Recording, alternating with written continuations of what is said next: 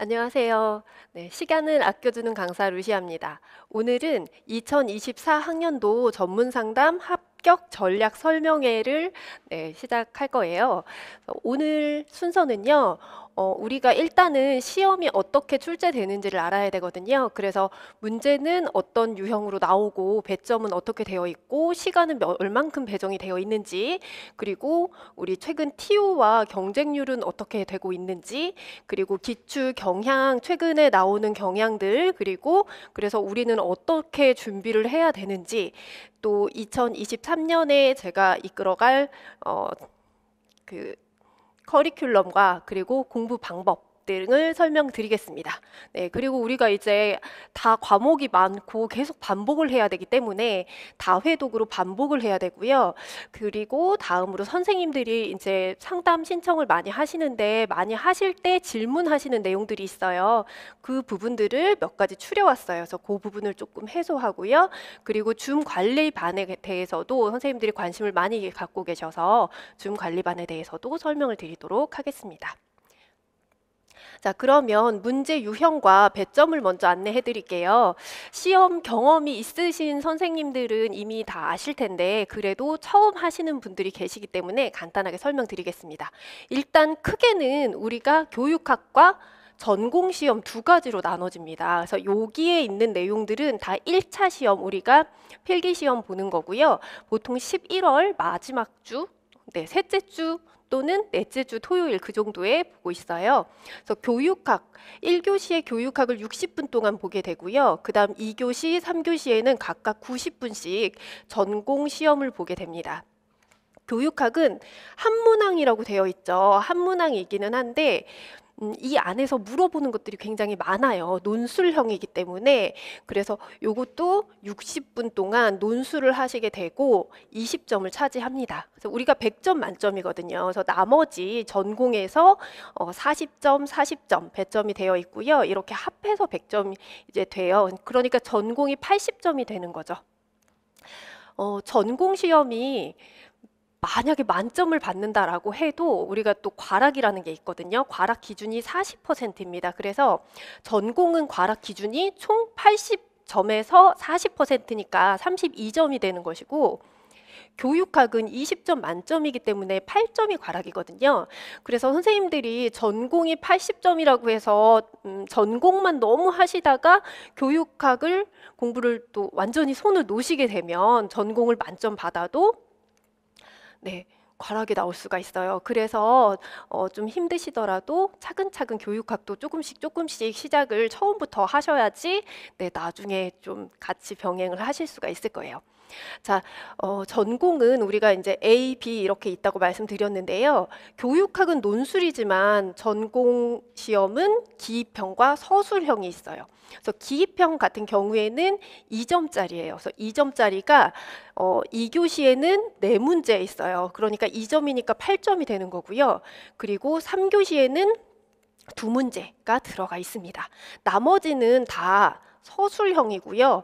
4점짜리로 배점이 되어 있어요. 그래서 합해서 문항으로는 23문제지만 굉장히 적은 것 같지만 서술형 문제 안에서 또 물어보는 것들이 굉장히 많이 있거든요. 그래서 그걸 하려면 이 90분과 90분 총 합해서 180분 동안에 이 23문제를 하기에도 굉장히 빠듯합니다.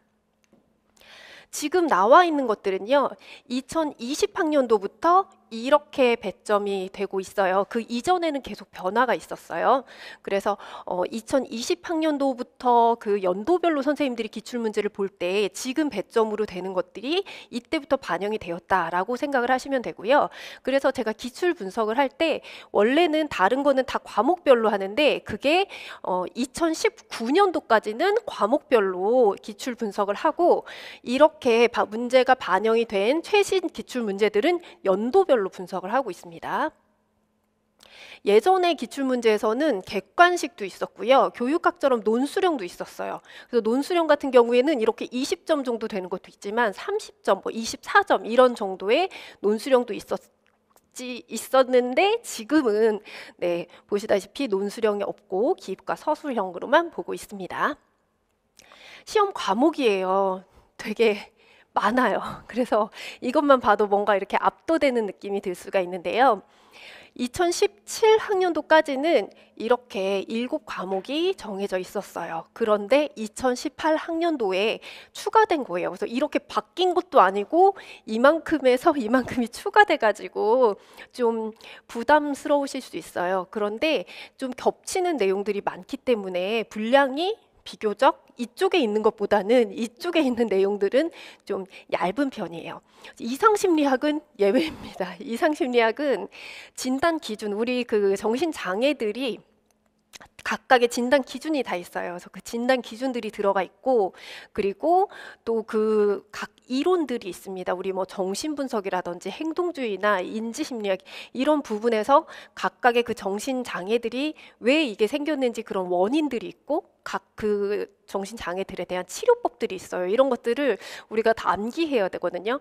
그래서 이상심리학은 여기에서 네, 굉장히 두껍고요. 나머지 심리학개론 같은 경우에는 개론서로는 선생님들이 보시면 되게 두껍다, 내용이 많다, 어렵다 이렇게 느끼실 수가 있는데 사실 여기에서 겹치는 내용들이 여기서도 많이 있거든요. 그래서 우리 뭐 뇌라든지 혹은 뭐 뉴런이라든지 수면이라든지 혹은 교육 사회학 우리 없잖아요 이쪽에 그런 파트들은 우리가 이제 다루게 되고요. 겹치는 부분은 제외되어 있습니다.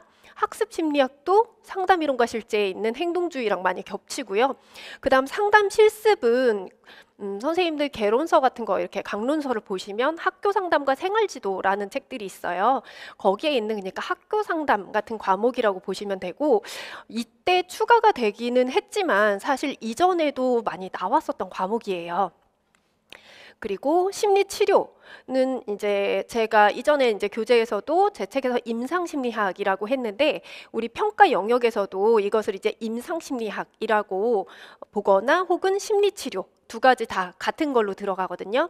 근데 여기에도 원래는 심리검사가 이 안에 다 포괄적으로 들어가요. 그래서 심리치료도 겹치는 내용을 빼면 네, 분량이 적고요.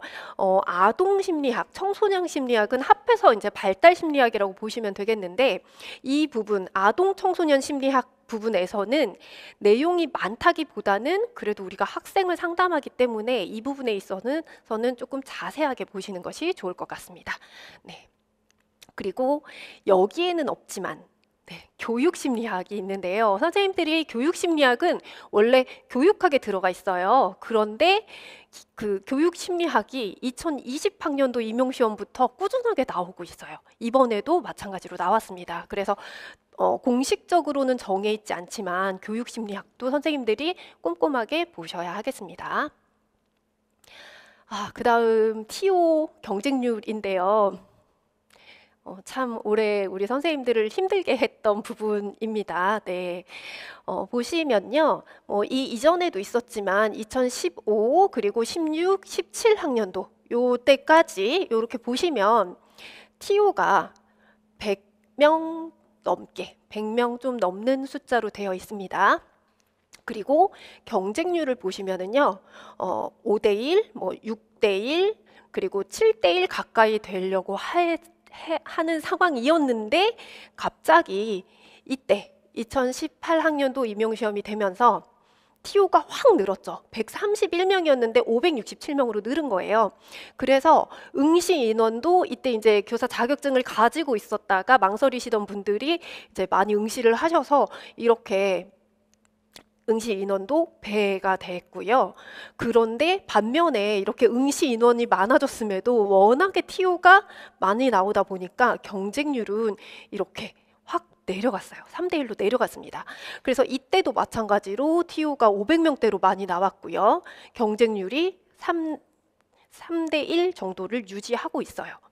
그리고 더 넘어가서 이제 TO가 줄면 어떡하지 하고 있는데 이렇게 점점 많아지죠. 600명에서 700명 가까이 이렇게 나오게 됐고 그리고 이 전년도 우리가 지금 이번에 봤던 시험이 내년에 이제 현장에 가실 선생님들이라서 그게 2023 학년도인데 이 전년도에 했었던 2022학년도 임용시험을 볼 때에는 700명 넘게 이렇게 많이 뽑기도 했었어요. 그래서 응시 인원이 이때 확 늘었지만 그래도 꾸준히 계속 늘어서 이때 보시면 2,500명 정도로 응시를 하게 됐죠. 그런데도 불구하고 TO가 많으니까 계속 경쟁률은 앞자리를 3을 유지를 하고 있습니다. 3대1 정도를 유지를 하고 있었죠. 이제 문제는 이게 되겠죠. 이번에는요, 확 떨어졌어요.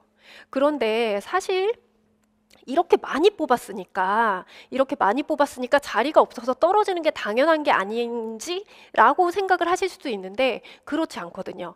아직도 현장에 그 상담 교사가 없어서 순회 교사가 돌고 있는 데도 많고 저희 아이들이 다니고 있는 학교도 상담 선생님이 일주일에 한 번밖에 안 오시거든요. 그래서 사실상 상담이 제대로 들어가지 못하고 있다라고 볼 수가 있어요. 그런 학교들이 아직도 많이 있기 때문에 우리 교육부에서도 원래는 TO를 이렇게 적게 예산을 잡지 않으려고 했는데 결과가 이렇게 돼버렸어요. 그래서 사실 우리 선생님들이 많이 속상해 하셨는데 이제 계속 지속적으로 우리가 목소리를 내야 하겠습니다. 그래서 TO가 이렇게 확 줄었고요. 그렇다고 해도 우리는 응시 인원이 줄 수는 없잖아요. 우리는 사실 이렇게 줄 거라고 예상을 못했기 때문에 응시 인원은 이전과 비슷했어요. 그러다 보니까 경쟁률이 이렇게 11 가까이 돼버린 거죠. 그래서 이제 정말 선생님들이 공부를 이제 시작부터 진짜 열심히 달리셔야 됩니다. 자, 기출 경향을 볼 건데요. 2019학년도 이전까지가 있고 제가 이렇게 이제 2019년도까지 그다음 2020학년도 이후 이렇게 한 거는 이게 이제 최근이기도 하고 출제 경향 그 문제 유형이 이때부터 지금과 똑같기 때문에 이렇게 해놨는데요. 2019학년도까지는 논술형이나 이런 기입형 이런 것도 있지만 그 기입형, 서술형, 논술형 그리고 객관식 이런 것들이 이전에 계속 변화되어 왔었어요. 그리고 지금 이제 유형이 이렇게 유지되고 있는데 이게 들쑥날쑥한 게 뭐냐면 제가 난이도를 이렇게 높이를 해놓은 거거든요. 2020학년도에 선생님들이 진짜 시험지를 막 이렇게 다시 자꾸 이렇게 우리 과목 시험지가 맞는지 확인하셨다고 그런 말씀을 많이 하셨어요. 워낙에 우리가 안 했던 내용들, 기출 영역에서 벗어난 내용들이 굉장히 많이 나왔거든요. 선생님들이 굉장히 많이 당황을 하셨습니다. 그래서 이때는 1차 컷 점수 자체가 낮게 나왔어요. 그리고 또 이제 2021학년도에는 그래도 비교적 이전에 있었던 영역들, 기출 영역들이 꽤 많이 나왔습니다. 조금 더 이 표를 보면서 설명을 드리면 이때 좀 어려웠던 2020학년도에는 그런 현재 문제 유형들이 많이 반영이 되어 있었고 그 다음에 명칭이나 의미나 효과 이런 것들이 그러니까 암기해서 쓰는 것들 이런 것들이 많이 나왔습니다. 그 다음에 이때 이제 교육심리학이 나온 거예요. 그래서 아까 보셨겠지만 우리 과목이 그렇게 14과목이 정해 있어도 교육심리학이 빠져 있는데 교육심리학이 등장을 하니까 선생님들이 또 많이 당황을 하셨죠. 그리고 지엽적인 문제들이 많이 나왔습니다. 그래서 어려워서 이게 올라가 있고요. 그 다음 연도에서는 이때는 조금 암기하는 문제들이 이제 많이 나왔었다라고 하면 이때는 사례를 적용하는 문제들이 이제 많이 나왔어요. 그래서 개념을 알고 있어도 그걸 적용된 거를 내가 잘 찾았을 수 있는지 약간 좀 헷갈리게 나온 것들도 있기는 했었습니다. 그래서 이것을 이렇게 사례에 숨어 있는 것들을 찾아내려면은 이해를 정확하게 해야 되고요. 그리고 때로는 단서가 부족한 문제도 일부 들어있기는 했었어요. 그 다음에 작년 시험인데요. 이때도 이때부터 좀 사례를 적용해서 나오는 게 점점 심해지고 있거든요. 그게 더 깊이 심화돼서 나오고 있거든요. 그래서 이해를 이때도 좀 더 정확하게 해야 되면 정말 깊이 이제 이해를 해야 되고요. 그 다음에 배경 지식들을 좀 물어보고 있어요. 그래서 이 이론이 어디에서 나오고 이런 것들까지도 이제는 우리가 더 확실히 알아야 됩니다. 그 다음에 단서가 마찬가지로 좀 부족한 게 있어요. 그러니까 찾는 단서가 부족한 게 있는데 그거 말고도 이때는 뭘 물어보는 거지? 약간 그런 물음표가 나올 만한 정확히 선생님들이 내가 이거 모르는 게 아닌 것 같은데 물어보는 게 뭔지 잘 모르겠는데 그런 느낌이 드는 문제들이 일부 들어 있었고요. 그 다음에 이때 선생님들이 이제 난이도가 더 올라갔다라고 이제 느끼실 수도 있기는 한데 기출 영역이 아닌 것들에서도 문제가 많이 나오기는 했었어요. 그렇지만 그렇다 그래서 우리 범위를 완전히 벗어난 문제는 거의 없었고요. 우리 새로 추가된 과목들, 그러니까 새로 추가된 과목들은 사실 기출 문제가 별로 없거든요. 추가된 지 몇 년 안 됐기 때문에 거기에서 그 나름 그래도 그 과목들에서 중요하다고 볼 수 있는 문제들, 그런 것들이 많이 나왔습니다. 자, 그다음 이번 시험이에요. 이번 시험은 이때 이렇게 지엽적인 문제들이 다수 나왔었던 2020학년도보다도 난이도가 더 높죠. 엄청 어렵게 나왔습니다. 그래서 사실 문제 때문에 제가 마음고생을 많이 하기도 했고 지금도 계속 잊고 있다가도 문제만 자꾸 생각을 하면은 막 이렇게 막 화끈하게 올라온다 그래야 될까요? 좀 그냥 어렵다가 아니라 왜 문제를 이렇게 냈지? 이거를 또 이렇게 출제하시는 분들이 제 영상을 뭐 이렇게 유튜브 올라가서 보시거나 하진 않으시겠지만 좀 난해한 문제들이 많이 나왔어요. 그래서 선생님들이 이제 흔히 딱 봤을 때 이거 잘 모르겠는데 생소하다 이런 느낌을 받으실 수도 있습니다. 근데 생소한 거는 이때도 마찬가지였어요. 대신에 2020학년도에는 문제가 좀 모르는 거는 그냥 틀리면 되고 아는 거를 쓰면 되거든요. 왜냐하면 전체적으로 컷이 낮아지는 건 똑같이 어려운 건 마찬가지이기 때문에.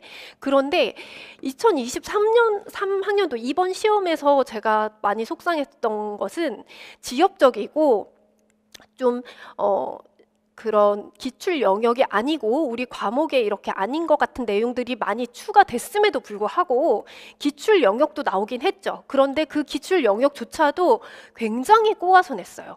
되게 많이 꼬아서 내서 시험장에서는 사실 우리가 마음을 차분하게 하고 볼 수가 없거든요. 당황하고 그렇게 나 이거 아는 건데 이게 답인가? 이게 답인가? 막 그런 식으로 나온 문제들이 많았어요. 그래서 그런 부분이 선생님들이 내가 완벽하게 이거를 알고 있다고 생각을 하고 암기도 하고 이해도 했고 그럼에도 불구하고 실수를 유발하는 그런 문제들이 많이 나왔습니다. 그래서 그 부분이 또 더 많이 안타까웠던 것 같아요. 그래서 기출 영역이 적게 나왔다라는 거는 그만큼 새로운 부분이 많이 나왔다라는 거고요. 그런데 기출 영역조차도 되게 꼬아서 냈다라는 그런 문제들이 많이 나왔습니다. 그리고 또 깊고 정확한 지식이라고 제가 이제 써놨는데 정말로 확실히 알아야 되고요. 지엽적인 것들도 꽤 나오기도 했었고 그리고 좀 실무적인 부분도 이제 조금씩 반영을 하고 있는 것 같아요. 그래서 우리가 공부하는 내용을 조금 확장을 해야 될 것 같습니다. 자, 다음은 이렇게 기출문제들이 나오니까 우리가 이제 해야 될 게 많아요. 그래서 일단은 제대로 이해를 해야 됩니다. 선생님들이 단순히 그냥 이렇게 읽기만 하시면 안 되고 강의 들으면서 제대로 이해를 하셔야 되고 이론의 배경까지 이해하기라고 제가 써놨는데 사실 이 앞에 학자의 생애부터라는 문장을 붙여놨거든요. 그 학자의 생애를 하거나 그 어떤 어디 출신이냐 뭐 이런 것들, 이 학자의 어떤 뭐 직업이 뭐냐 이런 것들은 안 나오겠죠. 그런데 제가 생애부터라고 하는 것은 이런 것들이 사실은 그 이론의 개념과 전부 거의 좀 이렇게 연결이 되는 경우가 많아요. 이 사람이 살아온 생애를 보면 이 사람이 이렇게 살아서 이런 개념들이 나왔구나. 그래서 사실 제가 기본서에는 안 넣어놨어도 이 학자는 어디서 의사했고 어렸을 때 일했고 부모님은 어땠었고 이런 이야기들을 이제 같이 상담이론과 실제나 성격심리학에서는 같이 설명을 드리기는 했었어요. 그런데 이제 그렇게 제가 했던 거는 사실 그런 것들을 물어볼 거다라기보다는 이론을 좀 더 쉽게 이해하기 위해서 그렇게 한 거였거든요. 그래서 이론을 제대로 이해하기 위해서는 그 학자라든지 혹은 배경까지 이해를 하는 것이 좋아요. 이 이론이 어떻게 해서 나오게 됐는지 이 부분은 이제 조금씩 이런 것들을 이제 문제에서 건드리려고 하고 있습니다. 자, 그 다음에 이 이론과 그 이론에서 개념을 이제 연결을 하셔야 되고요. 이 이론이 그래서 어떤 특징이 있는지도 아셔야 되겠고, 이 이론이 다른 이론과는 어떻게 다른지 그런 것들을 확실히 구분을 하시면 좋겠습니다. 자, 그 다음에는 구조화를 하셔야 돼요. 구조화 같은 경우에는 한 번에 하려고 그러면 안 되거든요. 그런데 이거는 굉장히 반복을 많이 하셔야 되고요. 배운 내용을 당일에 빠르게 구조화하시는 습관을 들이시면 좋을 것 같아요.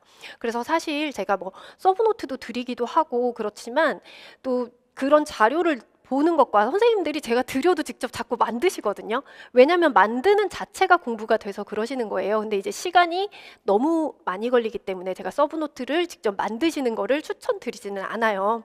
근데 구조화 같은 경우는 자꾸 직접 그려보셔야 돼요. 예쁘게 안 하셔도 돼요.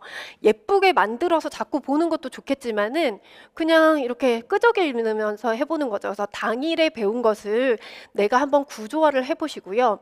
그 다음에 이거는 시간을 내서 이 구조화를 계속 외워야지 하지 마시고 짜투리 시간에 잠깐씩 해보시면 좋을 것 같아요. 잠깐 하다가 집중이 잘 안 되네 하면은 그때 그거 지난주 거 구조화 한번 그려봐야 되겠다. 쓱쓱쓱. 그거 진짜로 얼마 안 걸리거든요. 금방 해요. 3분이면 충분합니다. 네. 그 다음에 제가 3분이면 충분하다라고 하는 것은 이렇게 굵은 가지에서 조금씩 뻗어나가야 하기 때문이에요. 제가 되게 이거 구조화 간단해요. 이거 제가 칠판으로 해도 5분밖에 안 걸려요 하고 시범을 보여드렸음에도 선생님들이 자꾸 오래 걸리신다는 거예요. 왜냐하면 자꾸 살을 붙이면서 하게 되는 거죠. 왠지 불안하니까 왠지 어떤 이론이 있으면 특정 이론이 여기 있다라고 하면은 거기에서 주요 개념이 명칭만 딱딱딱 이렇게 쓰시면 되고 그 다음에 상담 과정 딱딱딱 이렇게 명칭만 먼저 쓰시면 되는데 선생님들이 개념을 이렇게 쓰시는 게 아니라 이렇게 쓰시는 거죠. 네. A, B, C의 개념을 쓰시고 그 다음에 여기에 자꾸 내용을 채우려고 하고 이러다 보면 그거 구조 아니고 이제 서브노트처럼 점점점 되는 거거든요. 그래서 처음에는 굵게 이론에는 이 개념이 있어. 그러니까 이 개념이 딱 던져졌을 때 이거 무슨 이론이다. 이것만 나오시면 돼요. 그래서 너무 자세하지 말고 조금씩 뻗어나가는 식으로 하시면 되고 가리고 인출 연습하기라고 제가 해놨는데 여기에 어떤 이론이 있으면 그 다음에 큰 틀에서 이렇게 명칭들을 쓰시고 그 하위 개념들을 쓰시고 여기에서 조금 더 세부적으로 가는 거죠. 만약에 이 이론가에서 어떤 심리적 욕구가 있다. 그럼 일단 심리적 욕구만 이렇게 했죠. 근데 나중에는 그 욕구가 뭐 6가지다 이러면 그 6가지 욕구들 명칭도 이제 외우셔야 되는데 그 수준이 어느 정도 되시면 이쪽을 이렇게 일자로 가리고 인출하는 연습을 해보시고 또 가리고 해보시고 이렇게 하면서 조금씩 가리면서 채워가는 연습을 해보시는 것도 좋을 것 같습니다. 자, 그 다음에 이제 암기입니다. 네, 일단은 암기가 많이 돼야 되는데 초반부터 암기해야지 이렇게 마음먹는 거는 쉽지 않아요. 사실 처음에는 강의를 듣는 것도 익숙하지도 않고 그 5장 정도를 읽는 것도 시간이 굉장히 오래 걸리거든요. 나중에는 정말 쓱쓱쓱 읽지만 그래서 이때는 일단 저랑 같이 반복을 많이 하셔야 돼요. 제가 이따가 반복을 어떻게 할 건지 설명드릴 거고요. 저랑 같이 하시고 그 다음에 저랑만 하는 거는 사실 그렇게 효과가 없겠죠. 선생님이 더 이걸 확실하게 내 걸로 만드시려면 기본서를 계속 읽어보셔야 됩니다. 근데 처음엔 속도가 안 나겠지만 이거를 계속 읽어보셔야 나중에 빨리 볼 수 있어요. 근데 요 앞에 보시면 제가 단권화된 이라고 붙여놨어요. 그래서 제가 수업 시간에 필기를 하거나 혹은 자료를 드리거나 이런 것들을 좀 자료를 다 이렇게 그 기본서 안에 모든 게 들어갈 수 있게 해놓으셔야 돼요. 단권화 꼭 해놓으셔야 됩니다. 그래서 단권화된 기본서를 회독하기라고 해놨고요. 제가 이제 모의고사를 보면 우리 선생님들이 점수가 너무 높게 나오셨어요. 그래서 이전에는 선생님들이 시험 끝나고 나서도 그렇고 시험 다가올 때도 그렇고 전에 제가 공부를 너무 열심히 안 해서 좀 후회돼요. 좀 더 할 걸 그랬어요. 이런 말씀을 많이 하셨는데 이번에는 시험 끝나고도 후회 없이 공부하셨다고 이렇게 말씀하시는 분들이 되게 많았거든요. 그만큼 처음부터 되게 열심히 해오셨고 결과가 어떠든 저는 이제 후회 없어요. 미련 없어요. 할 만큼 다 했어요. 이러시는 거예요. 그렇게 했기 때문에 모의고사가 80점 만점인데 제가 굉장히 지엽적인 문제를 섞어서 내고 꼬아내는 문제가 중간중간에 있지만 근데 70점대 선생님들의 비율이 굉장히 높았어요. 20% 이상이 막 그렇게 점수가 나왔어요. 그래서 선생님들이 그렇게 나오시는 분들은 다 단권화를 되어 있는 상태로 기본서를 회독하신 분들이에요. 그래서 단권화 반드시 하셔야 되고 단권화를 안 하신 분들은 이제 제가 보충 프린트 같은 거에서도 문제를 내기 때문에 좀 너무 지엽적인 거 아닌가 이렇게 생각을 많이 하실 수도 있어요. 그런데 이번 시험을 보면서도 이렇게 해야 되는 게 맞구나 이런 생각이 들었어요. 그래서 저는 지엽적인 걸 낸 게 아닌 사람이 되어버릴 만큼 문제에서 그렇게 나왔거든요. 그래서 단권화 반드시 하셔서 회독을 하셔야 됩니다. 그 다음에 서브노트들이 있어요. 그래서 제가 서브노트를 드리는데 빈칸으로 된 것도 드리거든요. 근데 빈칸 서브노트는 일부 선생님들만 활용을 하시고요. 또 활용을 안 하시는 선생님들도 계세요. 그래서 이게 되게 많이 남고 버려지는 게 많아서 출력은 안 해드리고 이번에는 서브노트만 출력을 해드리고 빈칸 서브노트를 자체적으로 하실 수 있게 파일로 올려드릴 거예요. 그래서 필요하신 분들은 태블릿으로 하시거나 인쇄를 해서 하시거나 해도 좋습니다. 그런데 빈칸 서브노트를 활용하시는 일부 선생님들을 위해서 제가 올려드리긴 하지만 이거 아니어도 요즘에 암기펜을 많이 쓰시더라고요. 그래서 이 암기펜이 이렇게 지우고 셀로판지 같은 걸로 해서 하면은 보이고 이렇게 되는 거라고 하더라고요. 그래서 그런 것들을 활용해 가지고 하셔도 좋고 또 저 같은 경우에는 암기펜까지는 아니지만 눈으로 보면 뭐를 봐도 사실 이렇게 피곤하면 또 집중이 오래 안 가는 것 같아서 저는 기와펜 되게 많이 쓰거든요. 그래서 기와펜으로 막 키워드 같은 거 선생님들 동그라미 치면서 공부하셔도 좋을 것 같아요. 그 다음에 제가 태블릿 활용하기라고 했는데 요즘에는 이제 쓰시는 분들이 많으니까 말씀을 드릴게요. 태블릿으로 키워드를 지우면서 하시라고 제가 말씀을 많이 드려요. 예를 들어서 이런 상황에서 그 태블릿이라는 단어를 이렇게 지우는 거죠. 선생님들이 그러니까 쭉 공부를 하실 때 제가 서브노트를 파일로 드리거든요. 그럼 서브노트를 파일로도 다운을 받으실 수 있으니까 인쇄도 되지만 파일로도 드리니까 서브노트를 태블릿으로 쭉 보시다가 보실 때 이런 키워드들을 이렇게 다 지우시는 거예요. 중요한 거, 내가 지우고 싶은 것들. 그러면 읽으면서 지우기 때문에 루시아의 반복 수업으로 기반 다지기 단권화되나 이거 중요해 생각하면서 이렇게 지우는 거죠. 기본서 회독하기 그리고 태블릿 활용하기, 키워드 연결 및 인출 연습하기 이런 식으로 하면 지우면서 선생님들이 꼼꼼하게 보시게 되죠. 그 다음에 빈칸 서브노트보다 제가 태블릿 있으신 분들은 이걸 추천해 드리는 이유가 뭐냐면 빈칸 서브노트는 답을 또 일반 그 빈칸 없는 서브노트를 보고 답을 확인을 하셔야 되거든요. 그게 답이 생각 안 나면 또 보고 해야 되고 이게 번거로울 수 있는데 태블릿으로 할 때는 이렇게 보고 하시다가 지운 거 생각이 안 나네? 여기 뭐였더라? 바로 이렇게 지워서 선생님들이 그 자리에서 바로바로 이렇게 태블릿이었구나. 여기 뭐였더라? 키워드 이렇게 바로바로 확인을 할 수가 있어서 시간이 더 단축됩니다. 그래서 이 방법을 제가 또 추천을 드리고 있어요. 일부러 사지는 않으셔도 되고요. 암기펜도 있고 좋은 거 많이 있으니까. 자, 그 다음에 이제 암기를 하실 때에는 어차피 책마다 다 문장들이 다르게 표현되어 있어요. 단어도 다르기도 하고. 그래서 우리는 여기에서 키워드를 정확하게 아시면 되고요. 이거를 연결하면서 내가 조금씩 말로 만들어보는 그런 인출까지도 연습을 해보시면 좋겠습니다. 그래서 키워드로 연결을 하시는데 이제 어떤 문제가 있냐면 대부분의 선생님들은 키워드가 빠져 있어요. 내가 이해는 했는데 키워드가 생각이 안 나서 선생님들이 흔히 말하시는 비벼쓰기를 많이 하시거든요. 그런데 키워드는 알고 있는데 이해가 제대로 안 돼 있으신 분들이 계세요. 제가 모의고사를 채점하면 키워드 들어가 있는데 이 문장을 연결하는 과정에서 다른 문장으로 해석이 되게 서술이 되는 경우가 있어요. 그래서 이것도 이해가 반드시 된 상태에서 이렇게 연습을 하셔야 됩니다. 자, 그 다음에 적용인데, 사실 적용하는 거는 이제, 사례 적용 원래 하는 거지 싶었어요. 그런데 이제 적용하는 것도 너무 어렵게 나오고 있습니다. 그래서, 일단은 다른 표현이나 다른 학자 이름이 나와도 당황하지 않고 쓰시면 되고요.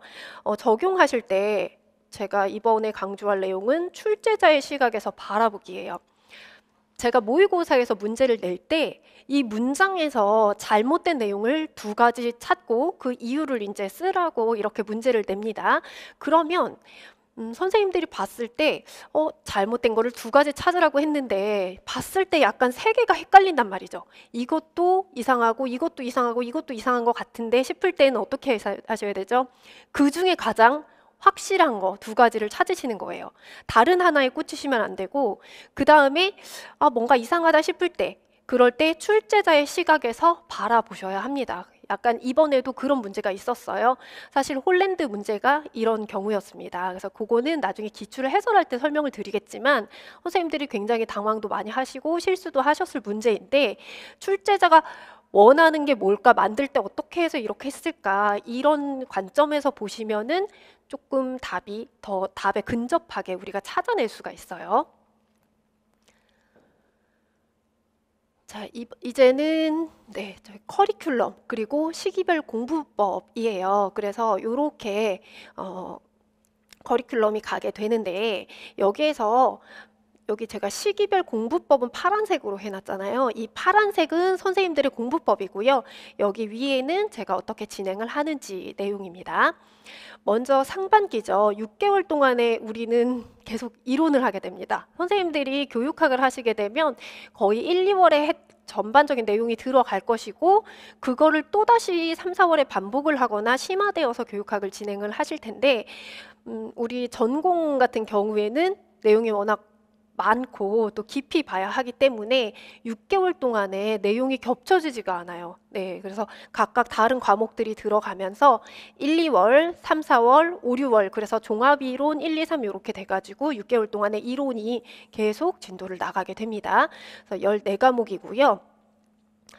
8주라고 되어 있는데 이거 사실 1, 2개월이 8주고요. 8주씩 곱하기 3입니다.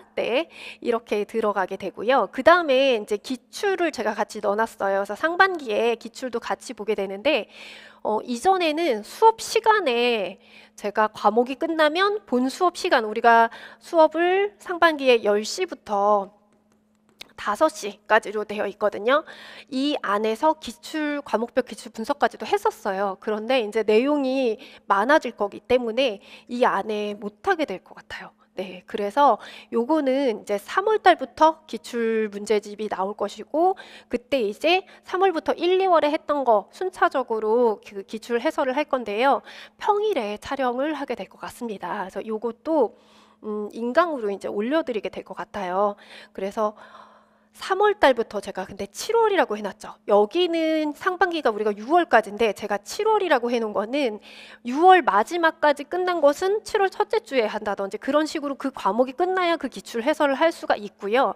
그 다음에 과목별로 하지 않았던 연도별 기출 분석이 있죠. 제가 과목별로 하고 그 다음에 연도별로도 한다라고 했었습니다. 그래서 과목별로 하는 거에는 2020년도 이후 문제들이 안 들어가 있어요.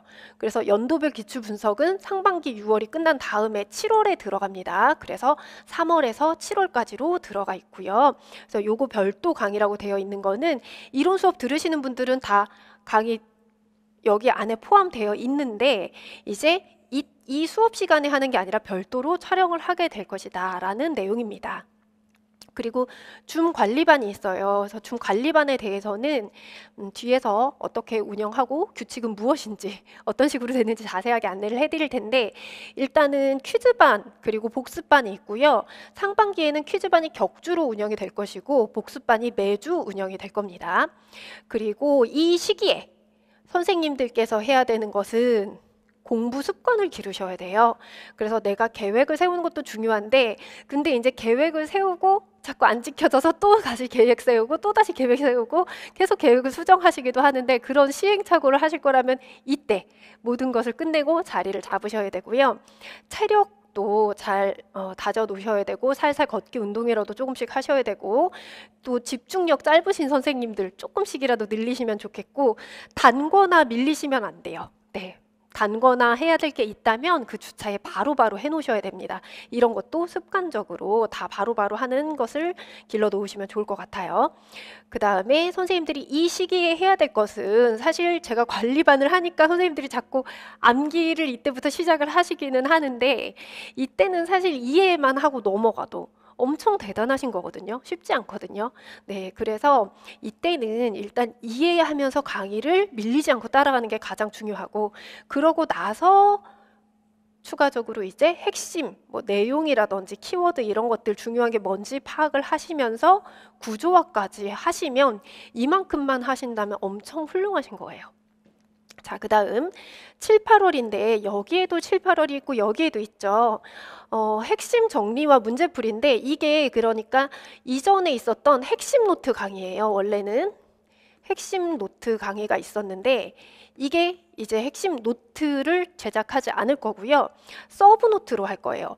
왜냐하면 이번에 제가 그러니까 기본서가 따로 있고 서브 노트가 따로 드리고 그 다음 핵심 노트까지 이렇게 했었는데 핵심 노트랑 서브 노트가 내용이 굉장히 겹치거든요. 그런데 서브 노트가 조금 더 자세해요. 그리고 핵심 노트 같은 경우는 선생님들이 들고 다니기에는 가방에 쏙 들어가서 좋은데 이 한눈에 들어오는 양이 너무 적고 필기가 어렵다라고 하신 게 있었고요.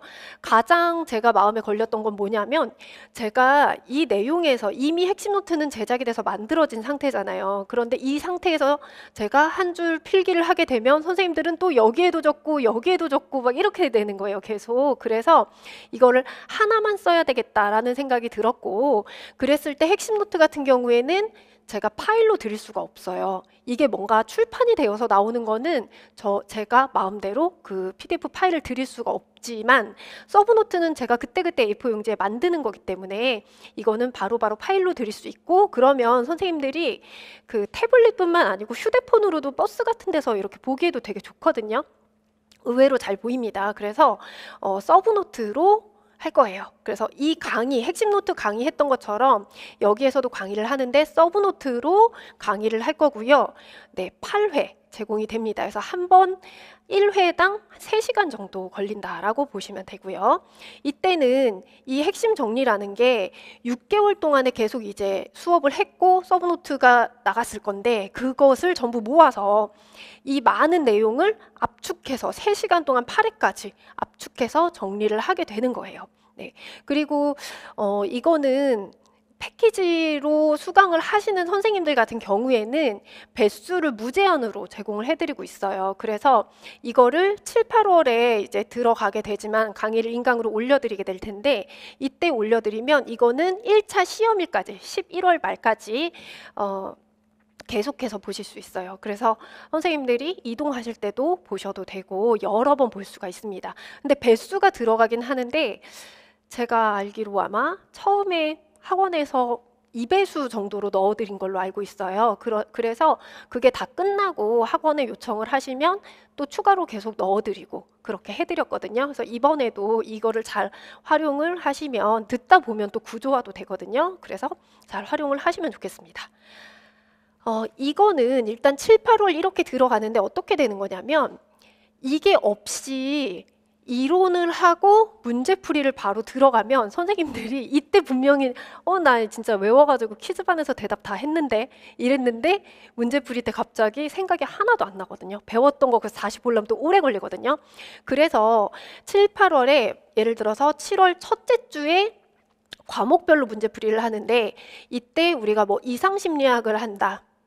그러면 이게 토요일에 우리가 강의를 하잖아요. 그러면 평일에 제가 화요일 이쯤 해가지고 이번에 제가 화요일에 촬영을 하고 수요일에 올려드렸는데 하루라도 더 빨리 올려드릴 수 있으면 올려드리려고 해요. 그래서 토요일에 이것을 수업을 하게 되면은 그 며칠 전에 이 강의를 먼저 올려드리는 거죠. 그러면 선생님들이 문제풀이를 하러 학원에 오시기 전에 이 강의를 들으면서 아 맞다 우리 이때 이 과목 이거 배웠었는데 하면서 조금씩 생각이 나실 거예요. 그 다음에 이제 선생님들이 이 강의를 들으면서 상반기 내용을 아 이게 있었지 하고 떠올리시고 그 다음에 근데 이게 핵심 노트로 보는 걸로 조금 뭔가 내용이 더 있었던 것 같은데 좀 어렵네? 이러면 그때그때 교재를 확인하시면 돼요. 이거를 보고 나서 그 다음에 이제 토요일에 오셔서 하는 게 이제 문제풀이잖아요. 과목별로 풀고 마찬가지로 8번 이것도 제공이 됩니다. 그래서 문제풀이 같은 경우에는 개념을 인출하는 게 있고요. 사례를 적용하는 문제가 있어요. 근데 이제 문제풀이는 선생님들이 이론에서 바로 넘어왔기 때문에 잘 생각이 안 나요. 그래서 문제 난이도를 모의고사보다는 좀 쉬운 문제들을 많이 내고 있어요. 그런데 이제 시험이 너무 어렵게 나오고 있기 때문에 모의고사 난이도도 좀 더 올려야 되고 문제풀이 난이도도 좀 어려운 문제들이 그 전보다는 제가 좀 워낙 쉽게 냈었거든요. 이때는. 그래서 이때보다는 올해보다는 내년에 조금 더 적용되거나 어려운 문제들이 섞일 겁니다. 그리고 관리반이 바뀌어요. 관리반이 복습반은 이때 매주 했고 퀴즈반 같은 경우에는 격주로 했었어요. 제가 격주로 하는 이유가 뭐냐면 제가 지금은 매주 했는데 저는 매주 할 거예요. 저는 매주 하는데 선생님들은 격주로 참여하는 거예요. 왜냐면 관리반을 관심을 많이 갖고 계시는 것 같아요. 계속 물어보셔가지고 그러면 지금 만약에 올해 들었던 제 강의를 수강하셨던 선생님들 그대로 같은 인원이 내년에 듣는다고 하더라도 관리반을 신청하시는 분들은 더 많을 것 같은 그런 느낌이 오는 거예요. 그러면 반을 제가 늘려야 되거든요. 작년에 제가 설명회 할 때 관리반을 퀴즈반을 3개를 운영한다고 했는데 결국에 관리반을 10개로 늘리게 됐었어요. 근데 여기서 더 늘리면 강의에 지장이 생길 것 같은 거예요. 그래서 제가 이제 고민을 하다가 조금 죄송하지만 매주 하다가 돌리게 됐지만 선생님들은 이제 홀수반 8주까지 1, 2월이 있으면 홀수에 참석하시는 분들이 계시고 짝수에 참석하시는 분들이 계시고 저는 매주 똑같이 이제 운영을 하는 거죠. 이렇게 되는데 이때는 7, 8월에는 저도 고민을 정말 많이 했거든요. 근데 이때는 격주로 할 수가 없어요. 왜냐하면 우리가 14과목을 이때는 8주씩 3번 돌아가지만 이때는 그냥 8주 만에 14과목을 들어가기 때문에 정말 많은 과목은 하루 한 과목을 하겠지만 어떤 때는 하루에 2과목을 들어가고 이렇게 되거든요. 전체 과목을 막 이렇게 2과목을 본다. 근데 이거를 2주를 밀려서 한다. 2주씩 몰아서 한다. 이거는 분량이 안 돼요.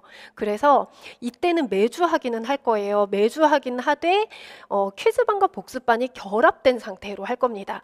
무슨 말이냐면 짝수반 선생님들 예를 들어서 짝수반에 첫째 주에 8시에 하시는 반이 있고요. 둘째 주에 8시에 하는 반이 있어요. 화요일에. 그러면 이 두 반이 같이 하는 거죠. 그럼 선생님들은 같은 시간 같은 요일에 참여를 하시는데 매주 들어가니까 두 반이 합쳐지게 되는 거예요. 그러면 인원이 늘어나겠죠. 인원이 2배가 돼요. 그래서 복습반처럼 하면서 제가 한 분씩 한 분씩 질문을 드릴 거예요. 그러니까 복습반은 내용을 정리해 드리는 거거든요. 한번 빠르게 이 과목들의 내용을 빠르게 정리를 하면서 선생님들께 질문도 이렇게 랜덤으로 툭툭 드릴 거예요. 왜냐하면 랜덤으로 해야 또 이제 긴장을 하고 또 공부를 많이 해오시거든요. 그래서 이때는 퀴즈반과 복습반이 결합된 관리반을 하게 되고요. 그냥 복습반은 이때 운영하지 않아요. 왜냐하면 복습반은 내용을 정리하는 게 복습반인데 이때는 핵심 정리 강의가 들어가잖아요. 그러면 겹치는데 이게 훨씬 더 자세하죠. 3시간이죠. 제가 복습반 1시간 하는 것보다. 그래서 복습반은 없고 퀴즈반 합해서 격주가 아니라 매주 들어가게 됩니다. 그래서 요거는 그렇게 되고요. 선생님들이 하실 거는 이때 하셔야 되는 거는요. 꼼꼼하게 보셔야 돼요. 꼼꼼하게. 네. 이때 그렇게 해놔야지 이때 모의고사로 넘어갔을 때 빠르게 볼 수가 있습니다. 그래서 구석구석 꼼꼼하게 보셔야 되고 제가 여기에 지금 거르지 않기라고 해놨어요. 제가 가끔 선생님들한테 말씀드리는데 이때는 막 선생님 혹시 내용을 더 늘려야 되나요? 하시다가 점점 가면서 이제 이때 질문하시는 거는 선생님 이것도 봐야 돼요. 이거 빼도 되지 않아요? 막 이런 식으로 이제 걸러내시기 시작을 하거든요. 근데 그 어떤 수능 강의하시는 선생님께서 말씀하신 건데 거르지 않기 이런 공부할 거를 걸러내면 그러다가 네가 걸러진다 이렇게 말씀하신 수능 강사님이 계셨어요. 근데 이렇게 시험이 요즘처럼 나오는 시기라면 진짜로 꼼꼼하게 보셔야 됩니다. 그 다음에 서브노트 강의를 들으시고 나서 그 다음에 기본서로 반드시 회독을 하셔야 되고요. 답안지 이제 이때 기입형이나 서술형 같은 것들이 모의고사 양식은 조금 다를 수 있겠지만은 답안지를 이제 작성하시게 되죠. 그래서 이때 쓰는 연습을 좀 해보시고요. 삼색 볼펜을 활용하시라고 저는 말씀을 드리고 있어요. 그래서 선생님들이 답안을 쓰실 때 검정색으로 쓰시는 거고요. 그 다음에 해설 강의를 듣기 전에 책을 보고서 아, 이거 내가 생각이 안 나서 못 썼는데 헷갈려서 못 썼는데 하고 책을 보고서 파란색으로 고쳐 쓰시는 거예요. 그러면 파란색으로 고쳐 쓰는 내용은 다 맞아야 돼요. 그쵸? 그런데도 틀리는 게 생겨요. 왜냐하면 적용해서 잘못되는 게 있거든요. 그러니까는 암기가 안 돼서 안 된 게 아니라 내가 사례 적용해서 문제가 되는 거죠. 그렇게 보고 해도 틀린 거는 빨간색으로 다시 해설 강의 듣거나 답지를 보면서 고쳐서 쓰시는 겁니다. 그러면 이렇게 했을 때 파란색으로 했는데 맞았다. 그럼 아, 내가 암기가 안 돼서 틀렸구나. 파란색으로 했는데 틀려서 빨간색이 들어갔다. 그러면은 이거는 내가 보고 써도 틀리는 적용의 문제였구나 해서 좀 찾아낼 수가 있어요. 문제들을 나중에. 자, 이제 마지막으로 모의고사로 가게 되면 이때는요. 이렇게 범위 지정, 전범위, 실전 이렇게 들어가 있어요. 4주차까지는요. 범위를 지정해 드려요. 과목들은 여러 개 다 과목은 모의고사이기 때문에 과목별 문제풀이 이때는 과목별이지만 이때는 과목은 다 들어가요. 들어가지만 범위를 지정해 드리거든요. 몇 과에서 몇 단원까지 이런 식으로. 그러면 범위 지정을 그러니까 내가 지금 갑자기 이렇게 하다가 모든 과목을 다 전범위 하려면 너무 힘들어 하시는 분들은 제가 지정된 범위 올려드린 파일을 보시고 그 부분을 공부를 하시면 돼요. 그런데 나는 이미 공부를 많이 해왔고 초소도 아니고 그냥 전 범위를 할 수 있어 라고 생각하시면 이 지정된 범위를 그냥 선생님이 안 보시고 공부를 하시면 됩니다. 그 다음에 4주까지 이렇게 범위 지정이 끝나면 그때는 범위 지정 없이 랜덤으로 전체 범위에서 문제가 나오고요. 마지막에 이제 11월 달이 되면 실전 모의고사라 그래서 이때는 교육학도 같이 드릴 거예요. 그래서 교육학 문제도 드리고 전공도 문제 드리고 그리고 이때 되면은요. 시간도 똑같이 할 거예요. 시간도 쉬는 시간이 40분이에요. 선생님들 원래 시험 보실 때 점심시간 따로 없고 그런 실전으로 똑같이 해보시는 거예요. 그래서 교육학, 전공 이런 거 전부 실전으로 들어가게 됩니다. 자, 그 다음에 모의고사에서는 문제 유형 이제 다양하게 내야 되겠죠. 그래서 지금도 제가 좀 다양하게 내려고 많이 노력을 했었어요. 그런데 조금 더 꼬아서 내는 문제들이 추가가 돼야 할 것 같고요. 그 다음에 난이도 같은 경우에는 이번에도 아주 쉬운 난이도도 있기는 했었어요. 뭐 프로이드의 남근기 같은 것들. 그래서 난이도도 쉬운 것도 있지만 중간이나 아주 어려운 문제들 꼬아내는 거 이런 것들이 섞여 들어가게 됩니다. 모의고사는 전체 10회인데요. 채점은 직강 선생님들은 첫째 주와 마지막 주를 빼고 해드려요. 마지막 주를 빼는 거는 마지막 주에는 채점을 하면 제가 원래 그 다음 주에 드리는데 다음 주에 드릴 수도 없고 또 멘탈이 흔들리는 것도 있고요. 첫째 주에는 해설 강의를 먼저 들어보셔야 돼요. 선생님들이. 그래야 답안지를 이렇게 쓰는 거구나 하고 조금 더 알고 나서 그래 그 다음에 이제 채점이 들어가는 게 좋습니다. 그래서 2주차부터 9주차까지 해서 8번 채점이 들어가고요. 인강 선생님들은 2번 채점을 해드려요. 그런데 원래 제가 첨삭을 해드렸었어요. 그런데 첨삭이 아니라 지금 여기 채점으로만 들어갔거든요. 첨삭을 어떻게 할 거냐면 선생님들이 일단 채점을 받으시고 그 받으신 채점된 답안지를 가지고 저한테 인강 선생님들이 이제 첨삭 신청으로 올리시면 거기에 제가 이미 채점은 되어 있는 상태지만 피드백을 해드릴 거예요. 네, 전화로 해드릴 수도 있고요. 아니면 이메일이라든지 또 선생님들, 직강 선생님들도 만나서 할 수도 있고 그래서 직강 선생님, 인강 선생님 모두 한 번 이상 제가 답안지 토대로 해가지고 피드백을 다 드릴 겁니다. 그 다음에 이제 선생님들 공부법이죠. 속독. 네, 속독 방법은 제가 지난번에도 우리 모의고사 좀 가면서 어떻게 빠르게 읽어야 될지 이게 빨리 읽어야지 하는데 하다 보면 내가 계획했던 것보다 반도 못 읽을 때가 되게 많거든요. 그래서 시간별로 이렇게 체크하면서 하는 방법을 제가 안내를 해드릴 거고요. 이거는 이때 갈 때 다시 한번 자세하게 말씀을 드릴게요. 그렇게 속독을 해야지만 시험 전까지 책을 여러 번 읽어볼 수가 있습니다. 그런데 이때 속독을 해야 된다라고 말씀을 드리지만 이전에 이렇게 구석구석 여러 번 책들을 보고 이게 제대로 안 되어 있고 복습이 안 되고 쭉 그냥 강의만 어떻게 얼떨결에 강의만 듣고 따라오고 내 스스로 복습이 안 돼 있다. 그러면 속독하시면 안 돼요. 네, 그때는 책을 다시 제대로 보셔야 됩니다. 그 다음에 실전 연습이라고 해놨는데요. 선생님들이 시간이라든지 인강 선생님들도 시간이나 환경 같은 것들 실전처럼 해보시고요. 양식이라고 해놓은 거는 답안지도 그리고 시험지 크기도 이런 것들도 실제랑 똑같이 해보는 연습을 해주는 게 좋습니다. 그 다음 감점 요인을 파악하고 보완하라고 했어요. 그래서 삼색 볼펜 한 것처럼 암기의 문제인지 적용의 문제인지 혹은 구조화가 안 돼 있으신 분들도 계세요. 그래서 이 개념을 써야 되는데 헷갈려서 다른 개념을 쓰는 게 아니라 다른 이론에 있는 거가 가져와지는 경우가 있어요. 그런 요인들을 내가 정확히 알아야지 그거를 파악해야지 보완을 하실 수가 있습니다. 자, 이제 우리가 합격을 향해 달리는 다회독 수업 이렇게 해놨는데요. 다회독을 할 때에는 일단 저랑 같이 제 수업을 이야기하는 거예요. 제가 어떻게 수업을 하는지.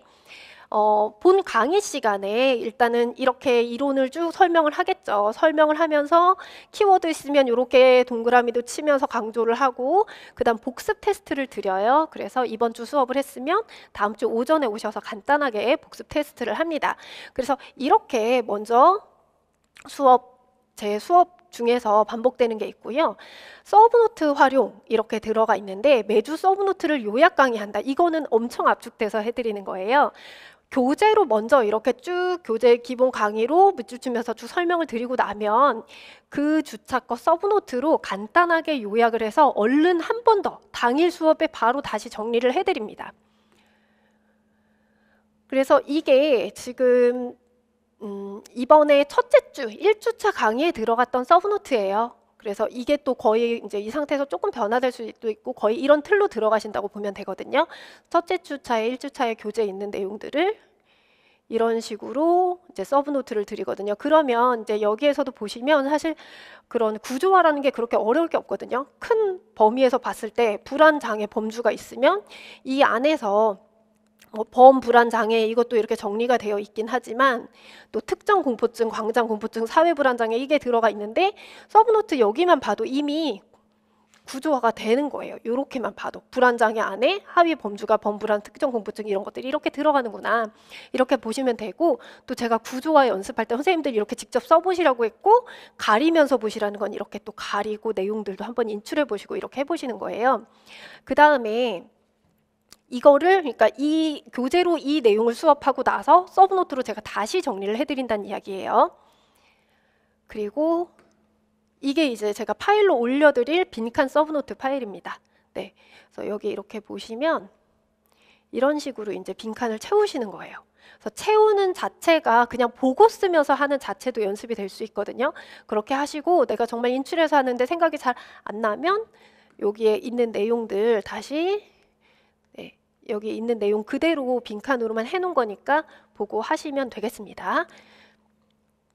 네, 그래서 이렇게 또 반복이 들어가고요. 당일날 이렇게 들어가고 그리고 빈칸 서브노트로 선생님들 스스로도 또 해보실 수 있고요. 줌 관리반이 있죠. 근데 이제 줌 관리반 같은 경우에는 퀴즈반은 인원 제한이 있기 때문에 퀴즈반을 2개를 하실 수는 없지만 퀴즈반도 하고 복습반도 할 수는 있어요. 그러면 그렇게 하시게 되면 벌써 2번이 여기서 추가로 또 반복이 되는 거죠. 그런데 퀴즈반은 선생님들이 호불호가 굉장히 강합니다. 그래서 퀴즈반이 부담스러우시면 복습반만 하셔도 돼요. 그런데 복습반 같은 경우에도 저는 되게 도움이 많이 된다고 생각하거든요. 짧은 시간에 압축돼서 핵심이 다 들어가기 때문에.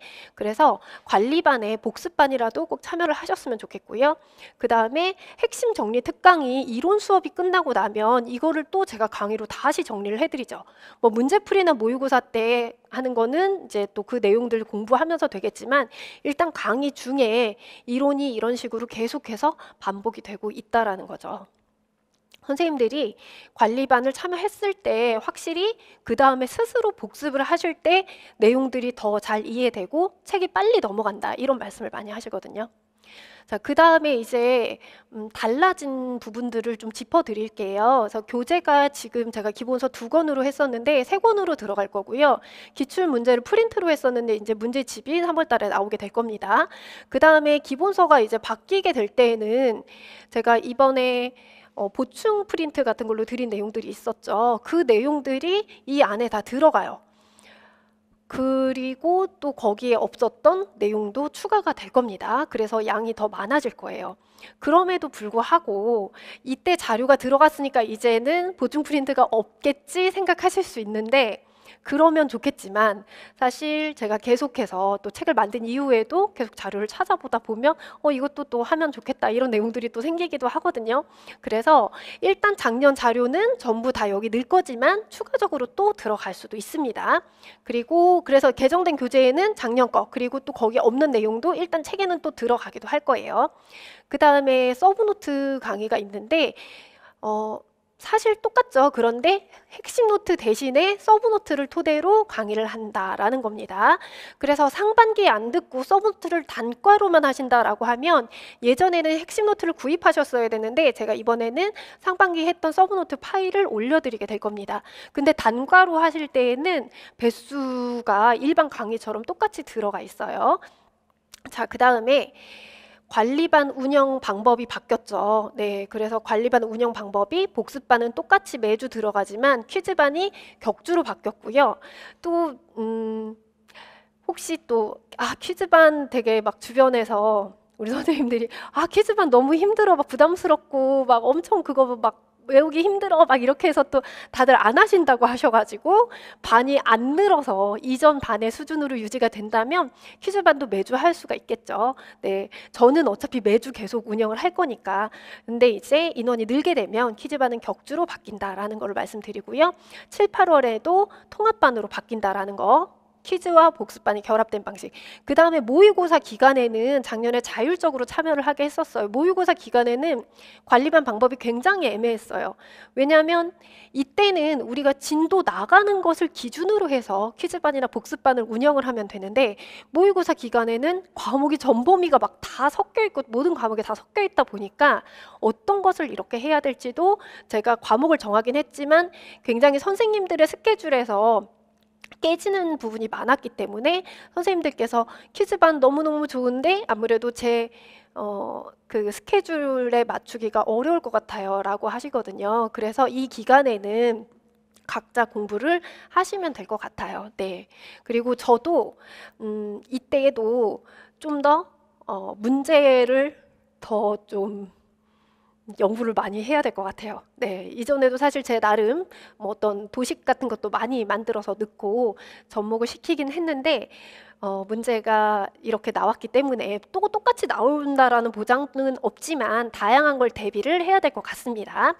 자, 그 다음에 채점하고 나서 그 전에 이제 제가 2번 첨삭을 해드렸거든요. 그런데 채점을 먼저 받고 나시고 그 다음에 첨삭 대신에 이제 피드백을 제가 제공을 해드릴 거라서 전화나 메일 또는 직강 선생님들 끝나고 대면으로 채점하신 거 가지고 오시면 그거에 대해서 어떤 부분을 보완해야 될지, 혹은 지금 하고 있는 공부법 어떻게 하고 계세요? 제가 여쭤보거든요. 그래서 그 방법이 좋을지 또 다른 방법을 제가 추천해드리거나 하는 식으로 해서 선생님들의 시험지를 보면서 개별적으로 피드백을 드릴 겁니다. 요거는 네, 선생님들이 신청하시면 되세요. 자, 그 다음에 이제 선생님들이 질문 상담할 때 많이 하시는 거거든요. 직강 가야 되나요? 이렇게 말씀을 많이 하세요. 근데 이제 직강을 인강으로 하시다가 이제 한번 또 직강 오신 선생님 계셨는데, 끝나고 상담을 하시려고 했는데 제가 앞에 상담이 길어지다 보니까 먼저 가신다고 하면서 비행기 시간 때문에 가셔야 된다고 그러시는 거예요. 그래서 비행기를 타고 가시냐고 그렇게 저도 좀 놀랬어요. 사실 KTX 타고 오시는 분들은 많았는데 비행기까지 이러면서 그럼에도 불구하고 너무 좋았다고 올 수 있으면 또 오고 싶어요 하시는 분들도 계세요. 그런데 직강으로 오시면 선생님들이 그러니까 인강 듣다 직강 오시면 몰입이 훨씬 잘 되는 것 같다, 이런 이야기를 가장 많이 하시죠. 하시거든요. 그리고 일단 강의가 안 밀리고요. 그리고 또 그 하루에 다 듣죠. 네, 중간에 일어나서 가시지는 않잖아요. 그런데 인강으로 들으면 내가 내 임의대로 2시간 듣고 나머지 내일 들어야지 하고 하루에 다 못 듣게 돼요. 그래서 직강은 필수는 아니지만 내용도 똑같지만 그런 분들은 직강으로 오시는 게 좋고요. 근데 인강으로 하시면서 작년 그 관리반 하셨던 선생님 같은 경우에는 결혼도 하셨고 아이도 있으시고 일도 하시고요. 대학원까지 다니셨어요. 일하고 대학원을 다니시는데 그 초수셨고요. 네, 그러니까 대학원을 다니시니까 당연히 초수시겠죠. 근데 그 이전에 공부 안 하셨고요. 다른 과목 하신 분이세요, 심지어. 그런데도 컷에서 한 18점인가 높게 합격을 하신 분도 계세요. 그래서 그분 근데 처음부터 끝까지 인강으로만 하셨거든요. 반드시 필수는 아니에요. 그런데 이거는 선생님 스스로가 보셨을 때 그동안 공부 인강을 요즘에 많이 듣잖아요. 선생님들 한국사도 있으실 텐데 그런 것들 했을 때 내 스타일이 어땠는지를 보시면 될 것 같아요. 그 다음에 저는 아기가 있어서 직장이 있어서 주말에 좀 힘들어서 인강으로 들으려고 해요. 이렇게 말씀하시는데 저는 이런 분들은 직강으로 오시라고 말씀을 드려요. 왜냐하면 일을 하시고 아이가 있고 이렇게 되면은 강의가 자꾸 밀리게 돼요. 더 힘들거든요. 그리고 그때 주말에 집에 있으면 쉬거나 아니면 아이를 돌보거나 이렇게 돼가지고 강의를 더 못 듣게 돼요. 그래서 이럴 때는 오히려 직강으로 와야지, 힘들시더라도 직강으로 오셔야지 하루에 강의를 다 끝낼 수가 있고 또 남아서 스터디 하시거나 복습을 하실 수가 있습니다. 그래서 오히려 교생 실습하고 힘든 상황일수록 인강으로 또 그 부분 밀리면 안 듣거든요. 그래서 그런 분들이 오히려 직강 오셨으면 좋겠고요. 그러나 직강도 단점이 있죠. 오가는 시간이 많이 걸립니다. 그리고 인강으로 들으면 선생님들 제 강의 또 빨리 들으시거든요. 그래서 배속으로 들으면 빨리 들을 수 있는데 그런 것도 안 되고, 그리고 또 막 KTX 타고 오시는 분들 교통비도 만만치 않고요. 식비도 들고, 그리고 체력도 또 다음날 피곤하다 그러시고 이런 단점들도 있어요. 그럼에도 불구하고 직강으로 오실 분들은 어떻게든 오시려고 하시거든요. 그래서 그 부분은 잘 고려를 하시면 될 것 같습니다. 자, 그 다음에 일 병행해도 가능한가요? 가능하죠. 좀 전에 말씀드린 것처럼 네, 다른 과목 전공하시고 초수의 아이의 대학원 병행하면서까지 합격하시기도 하고 이랬으니까 가능은 합니다. 그런데 그전에는 그래도 일하면서도 합격하시는 분들이 많이 있었다라고 할 수 있겠지만 물론 전념하시는 분들도 많이 계시고요. 그런데 이번 같은 경우에는 초수 선생님이시라면 안 할 수 있으신 상황이라면 일을 안 하셨으면 좋겠어요. 초수가 아니신 분들은 또 일을 병행을 하시는 분들이 많이 계실 건데 초수가 아니면 네, N수 선생님들은 괜찮을 수 있겠지만 초수 선생님들은 가급적이면 지금 TO가 적어졌기 때문에 안 하시는 거를 추천드려요. 근데 사실 하고 싶어서 하시는 건 아니기 때문에 어쩔 수 없이 해야 될 수 있죠. 일 병행하면 직강 오시고 관리반 참여하시고 그렇게 해서 또 열심히 따라가시면 됩니다. 자, 그 다음 1년 패키지를 다 들어야 되나요? 이렇게 수강 신청에 대한 고민도 이제 많이 하시는데 패키지는요. 일단 초수 선생님이시고 이번에 시험을 보신다라고 하면 이거를 다 들으시는 게 좋습니다.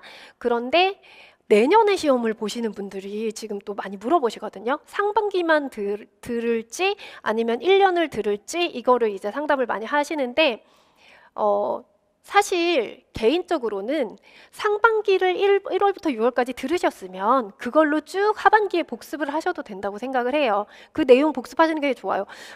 내년에 시험 보는데 올해 막 그 깊이 나오는 그런 심화된 모의고사까지 풀고 이렇게까지는 안 하셔도 될 거라고 생각을 합니다. 그런데 선생님들이 상반기 하셨다가 저한테 또 이렇게 하반기도 할래요 이런 분도 계세요. 왜 그러시냐 그러면은 혼자서 이거를 계속 해갈 자신이 없다는 거예요. 놔버릴 것 같은 거죠, 혼자. 그래서 그거는 선생님이 내년에 시험을 보시면 이번에 상반기 듣고 나는 원래 계획 이렇게 세우면 철저하게 지킬 수 있어. 상반기 했던 거 하반기에 잘 복습할 수 있어. 이러면 상반기만 하시면 돼요. 네. 그런데 그게 자신이 없으시다라고 하면은 그냥 뒤에까지 같이 아예 그냥 1년을 하셔도 괜찮을 것 같습니다. 만약에 안 되시면 뭐 스터디를 하시거나 이렇게 해서 상반기를 복습하셔도 좋은데 반드시 상반기에 수강을 하시고 나서 하반기에도 이어가긴 하셔야 돼요. 스스로라도 꼭. 안 그러면 6개월을 또 하반기에 이렇게 뒤에 가서 손을 놔버리시면 진짜로 이제 또 내년에 되게 새롭거든요. 그래서 그렇게 판단을 하시면 되겠습니다. 그 다음에 이제 반대로 시험을 올해 보셨는데 만약에 떨어지면 내년에 또 처음부터 들을까요? 라고 질문을 많이 하세요. 같은 맥락에서 말씀을 드리면 하반기부터 들으셔도 될 것 같아요. 그런데 초반에 특히나 일을 병행한다라고 하면 공부를 미루게 될 수 있습니다. 그래서 이럴 때는 또 시험 난이도도 높게 나오고 또 내용이 확장되는 부분도 있기 때문에 차라리 내가 되게 힘들더라도 일하면서라도 아예 그냥 관리반을 참여하면서 좀 정말 빡세게 그렇게 아예 시작부터 그렇게 하셔도 좋을 것 같고요. 그 다음에 그렇게 하기 좀 부담스럽고 나는 계획 세워서 잘 하실 수 있다. 그러면 이번에 공부하셨던 책이 있으시면 그거 보시고 또 좀 어려운 부분은 강론서 같은 것 좀 같이 들춰보시면서 그렇게 상반기를 많이 복습을 회독을 여러 번 돌리신 다음에 하반기만 수강하시거나 모의고사만 수강하시거나 그렇게 하셔도 좋을 것 같아요. 근데 이제 그 하반기 모의고사만 하셔도 되기는 하는데 아니면은 그 문제풀이부터 모의고사까지 하시게 되면 그것도 이제 하반기 패키지가 되기 때문에 그 핵심 노트 강의가 같이 제공이 되거든요. 그러면 상반기에 선생님이 독학하신 거를 또 그 핵심 노트, 서브노트 강의죠. 이제 서브노트 강의를 통해서 한번 복습을 하시면서 문제를 푸실 수도 있을 것 같아요. 그래서 요거는 선생님들이 내가 스스로 계획을 잘 하실 수 있다라고 하면 1년을 다 듣지 않으셔도 됩니다. 그 다음에 줌 관리반 해야 될까요? 라고 하시는데 퀴즈반은요 정말 고민을 많이 하고 결정을 하셨으면 좋겠어요. 퀴즈반이 도움되는 건 맞아요. 하시는 분들이 너무 좋다고 하세요. 그런데 안 맞으시는 분들은 한두 번 나오고 바로 그만두시는 분들도 계시거든요.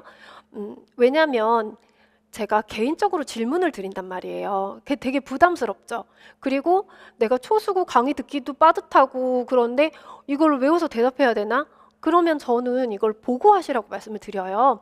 어떻게 외워서 해요? 그 짧은 시간에 배웠던 걸 며칠 만에 어떻게 외워요? 사실 강의 듣고 한 번 읽어보기도 힘든 시간이에요. 그래서 보고 하세요. 우리가 중요한 거는 외워서 지금 하려고 제가 관리반을 하는 게 아니에요. 근데 강의 안 밀리는 게 제일 중요해요 라고 하는데 다른 사람들 다 외우는 것 같으니까 되게 부담스러우신 거죠.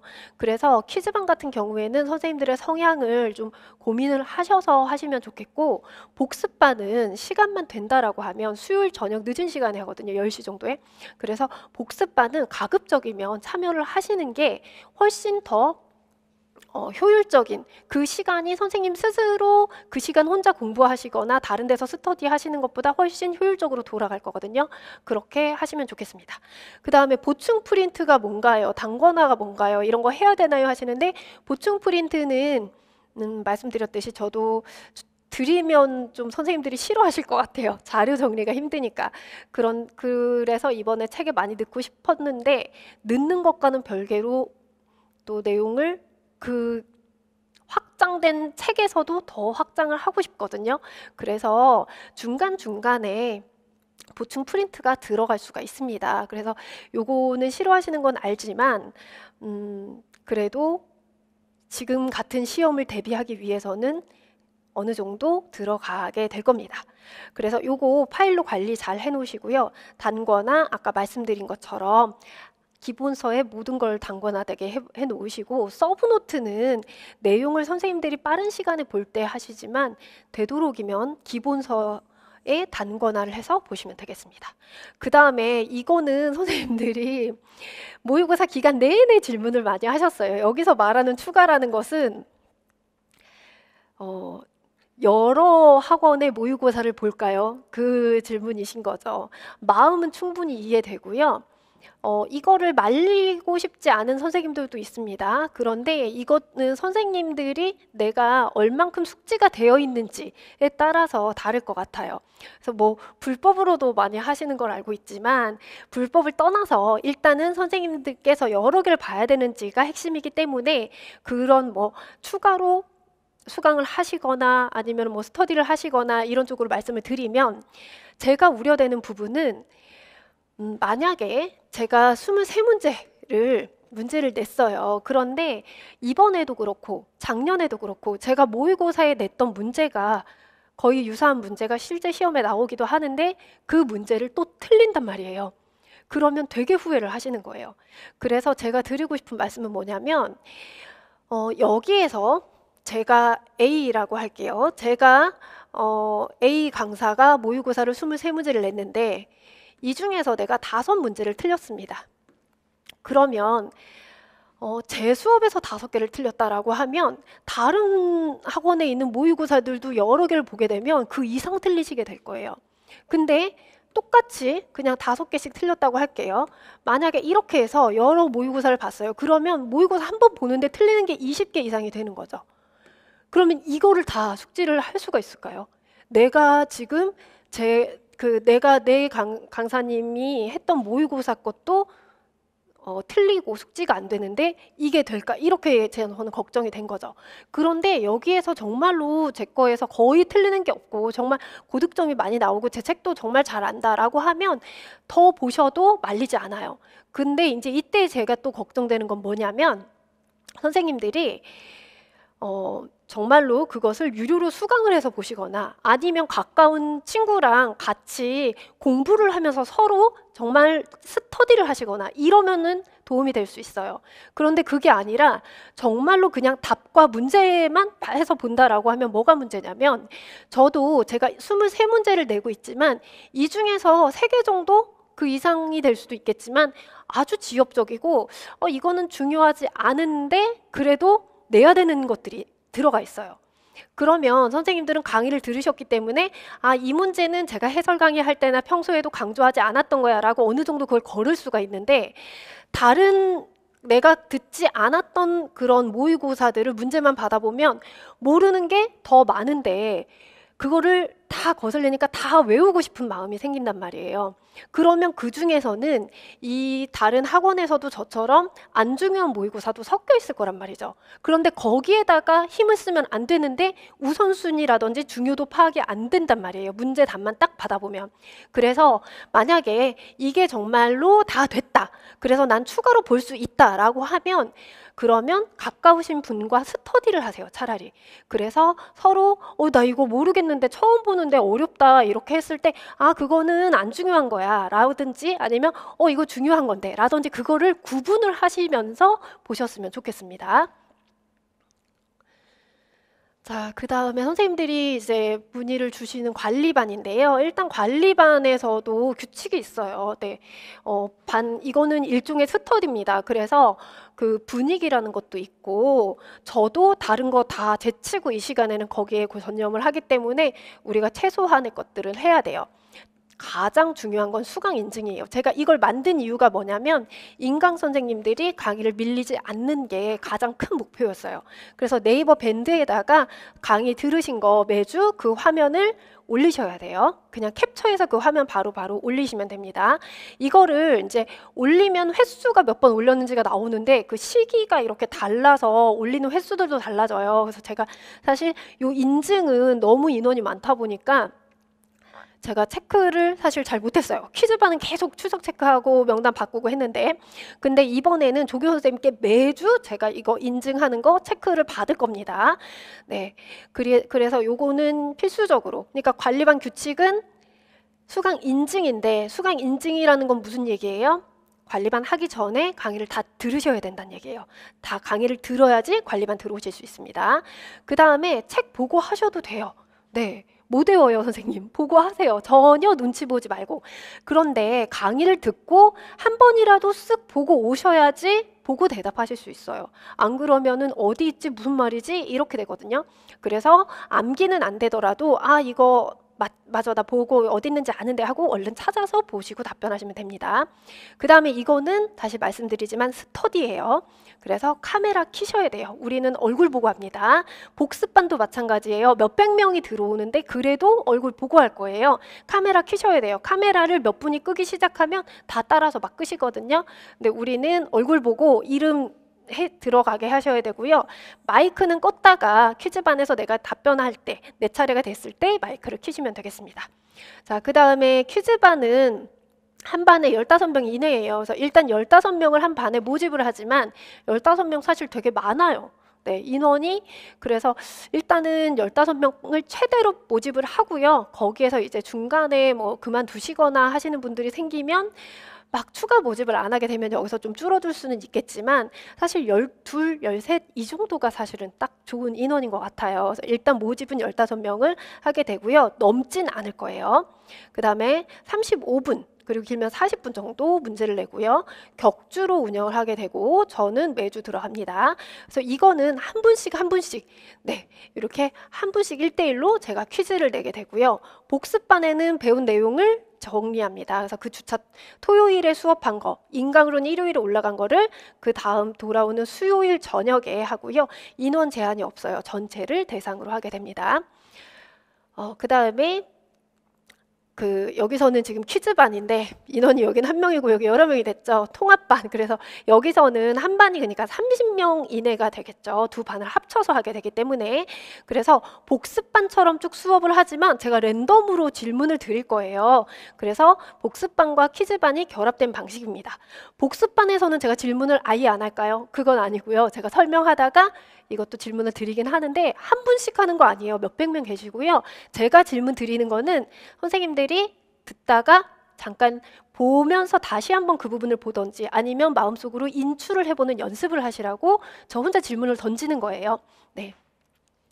그래서 요거는 결합되어 있고요. 이 시기에는 복습반이 없죠. 서브노트 강의가 대체하게 되죠. 내용 정리하면서 질문 드리고요. 네, 복습반은 서브노트 강의 들어갑니다. 줌 관리반 하면 뭐가 좋은지 했을 때 일단은 직강 선생님들 끝나고 스터디 구성을 해드리기도 하지만 직강 선생님들, 인강 선생님들 모두 다 함께 할 수가 있고요. 그래서 사실 인강 선생님들을 이렇게 직강으로 전환해서 딱 오시면 바로 얼굴을 알아봐요. 그리고 선생님들, 인강 선생님들끼리 줌에서만 봤는데 거기서 하도 보다 보니까 시험장에서 서로 알아보고 인사도 하시고 그렇게 된다고 하더라고요. 그래서 우리 인강 선생님들도 얼굴 보고 같이 할 수가 있어요. 그래서 모두 함께 할 수 있고요. 저녁 시간, 네. 8시 이후에 해요. 밤 12시까지 하는 반도 있습니다. 그래서 퇴근하고 하시는 분들, 그리고 교육대학원 다니고 늦게 오시는 분들 계시고요. 아이들 재우고 하시는 분들, 그래서 밤 11시쯤에 시작하는 반도 있어요. 그래서 다 참여할 수 있게 했고요. 이걸 하면 강의를 안 밀리게 되죠. 자, 그 다음에 복습을 안 할 수가 없어요. 강제적으로 해요. 제가 책 보고 해도 돼요. 그냥 강의만 안 밀리고 이렇게 하세요라고 하지만 선생님들이 부담스러워서 어떤 선생님들은 초반부터 진짜 책을 다 외워서 막 되게 지엽적인 것까지 다 외워서 하시는 분들도 계세요. 그래서 제가 아무래도 직접 질문하니까 선생님들이 부담스러워서 그러시는 건지 문제를 맞추려고 막 1월 달부터 막 복습을 열심히 하십니다. 그래서 이때 이해뿐만 아니라 암기나 인출, 암기도 연습을 하게 되고요. 이때부터 벌써 제가 질문에 대답을 하는 인출 연습을 하죠. 나한테 오는 질문은 몇 번 안 돌아와요. 그런데 다른 분들 질문할 때 선생님은 마이크를 끄고 계시잖아요. 마이크 끈 상태로 계속 답변을 하시는 거예요. 선생님 스스로가. 그렇게 하면서 또 다른 분들 하는 거 이렇게 보시면서 그 자체가 되게 공부가 많이 돼요. 그 다음에 배웠던 내용이 정리가 되고요. 구조화에도 도움이 됩니다. 특히 복습반 같은 경우가 그럴 것 같아요. 그 다음에 제가 직접 운영을 하니까 선생님들이 틀린 내용을 있으면 바로바로 거기서 짚어드려요. 그리고 효율적입니다. 이거 되게 큰 것 같아요. 제가 생각했을 때는. 개인적으로 스터디를 구해서 해보신 분들이 있다면 아실 텐데 어떻게 해야 될지 어떤 주제로 어떻게 방향을 정할지 자체도 되게 고민이고 시행착오를 겪어요. 그런데 그런 거 고민하실 필요가 없죠. 그냥 제가 가는 대로 따라오시면 돼요. 그 다음에 스터디를 선생님들이 만들어서 하시게 되면 물론 추가적으로 이거 외에 따로 하실 수는 있지만 여기서는 선생님들이 문제를 누가 만들어 오고 범위를 지정해서 뭔가를 해오고 뭔가를 이렇게 서로 분배를 해서 역할을 만들죠. 누가 정리를 파트를 나눈다든지 그런 거 하실 것도 없어요. 선생님들은 그냥 배운 내용 복습 읽어만 오시면 되는 거죠. 네, 그리고 안 맞는 분들 있거나 누가 자꾸 결석하고 막 벌금도 만들기도 하시고 막 스트레스도 많이 받는데 그런 것들 스트레스 받으실 게 없어요. 그래서 일단은 이런 다른 데서 시간을 허비하는 게 없기 때문에 굉장히 효율적이고 이런 스트레스를 받지 않는다라는 게 가장 큰 장점이라고 볼 수가 있겠습니다.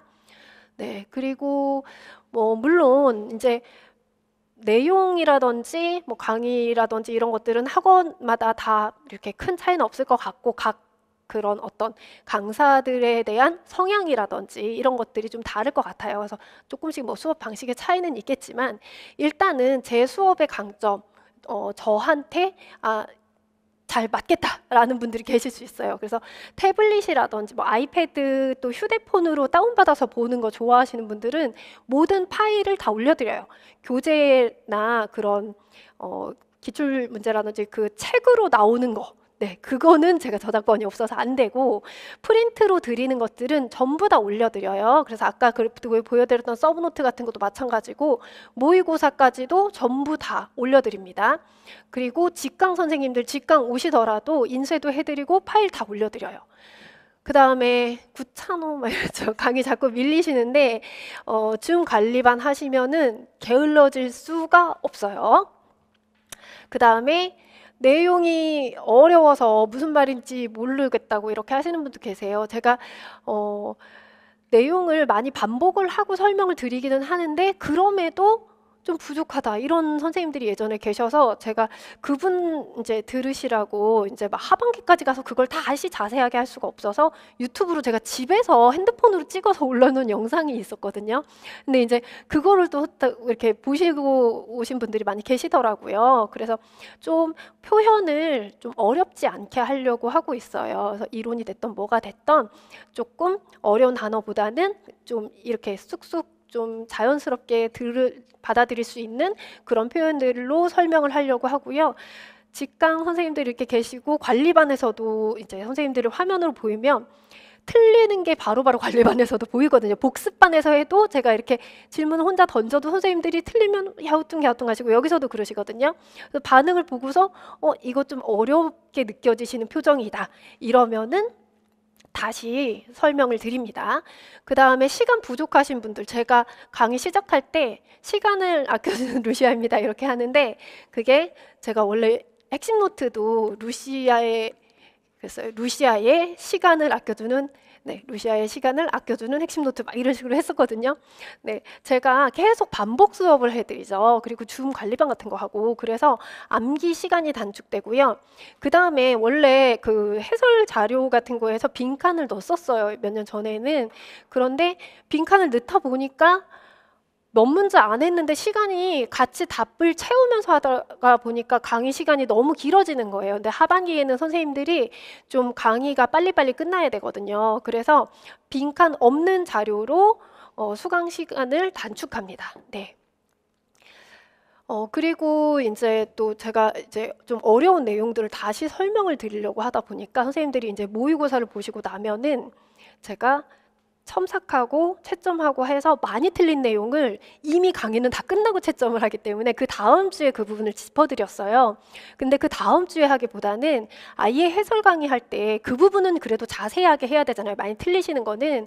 그래서 해설 강의가 만약에 2시 시작이다. 그러면 2시에 먼저 선생님들 해설 자료를 다 드리고 답을 맞춰보시면서 얼른 10분 정도라도 거기서 얼른 어려운 거 맞춰보시고 많이 틀린 내용들을 제가 좀 피드백을 받고 나서 그 부분을 다시 강의할 때 좀 많이 짚어드리려고 해요. 네. 이 문구 받으려고 우리 공부하는 거거든요. 원래 선생님들이 이거 캡처해가지고 합격 발표 나면은 많이 보내주세요. 그래서 선생님들 꼭 열심히 공부하셔가지고 네, 최종 합격하는 날까지 우리 가야 합니다. 그래서 이 문구 꼭 내년에 확인 1년 뒤에 하시면 될 것 같습니다. 네, 개강은 1월 7일 토요일이에요. 그리고 수업은 10시부터 저녁 5시까지인데 첫째 주, 둘째 주에는 그래도 1시간 정도라도 조금 빨리 끝나려고 해요. 선생님들이 오래 앉아있는 게 적응이 안 되셔가지고 그래서 첫날은 한 3시 반에서 4시 정도에 끝난다고 보시면 되겠고요. 그 이후로 뭐 셋째 주 이후로는 시간 맞춰서 합니다. 그 다음에 설 연휴가 껴있어요. 그래서 그날 하루는 1월 21일인가 그날 하루는 우리가 휴강을 하게 되고요. 그렇게 되면 또 2월이 짧아가지고 3월 첫째 주로 넘어가거든요. 그래서 종강이 3월 첫째 주에 가게 될 거예요. 네. 그 루시아 카운슬링 있는데, 그러니까 루시아 전문 상담 네이버에서 검색하시면 제 카페 나옵니다. 그래서 거기에서 이제 그 상담 신청 게시판 같은 거 있거든요. 거기에 글 올리셔서 궁금하신 거나 상담 받으실 거 있으면 남기시고, 성함이나 연락처 이런 어떤 개인정보 들어갈 때는 꼭 스텝만 보기 체크를 해주세요. 만약에 내가 글을 남겼는데 이 글이 삭제되고 없는 것 같다, 이럴 때에는 제가 개인정보가 들어가서 그거를 얼른 제가 메모를 해놓고 그 글을 삭제하거든요. 그 글이 수정이 안 돼서.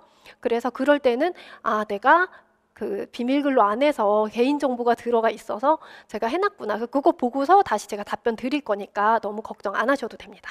네, 그러면 여기까지 할게요. 긴 시간 듣느라 고생하셨습니다.